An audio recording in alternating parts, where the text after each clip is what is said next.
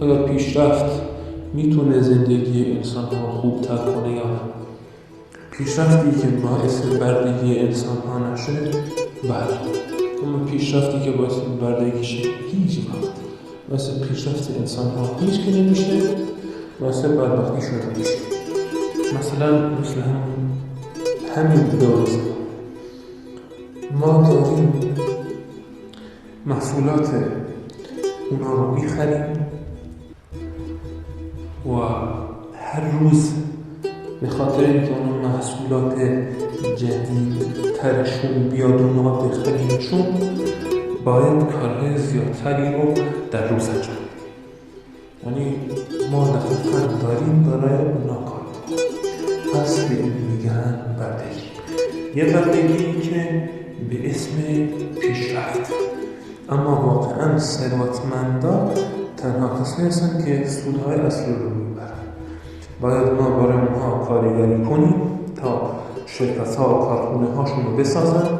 وقتی که شرکت و کارخونه هاشون رو ساختن باید بیستیم که محصولات خودشون رو بیرون بدن، هر روز جدیدترش کنن.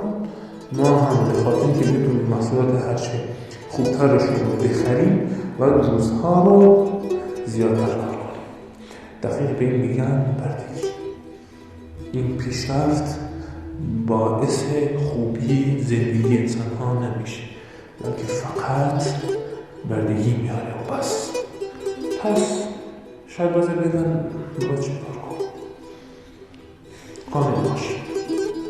وقتی که انسان ها قانع نباشن فقط به خودشون فشار میدن. چه لزومی داره الان من تمام زندگی خودم وقف کنم که در سر ما بتونم یه آیفون 16 بگیرم یا یه S25 اخترا بگیرم؟ اصلا به اون چه احتیاج دارم؟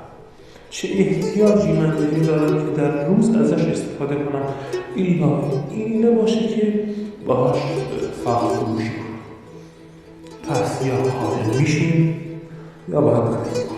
What is that? That's a washing machine. What does it wash? Clothes. And you sell these? We rent them. So you sell electricity, and then you rent all the things that need electricity? More or less. We don't need any of these things. Well, the conveniences. Their use gives you time to do other things. What other things? Well, like other chores. So you invent machines to do those, then what do we do? Go on a picnic. Go for a swim. Go to the cinema. You can enjoy a more leisurely life. It ain't more leisurely, because we gotta work more to pay for all this stuff. He's got you there. This is the future. Now here's the thing. We buy all this stuff, we're not working for ourselves anymore, we're working for you. We're not working for ourselves anymore, we're working for you.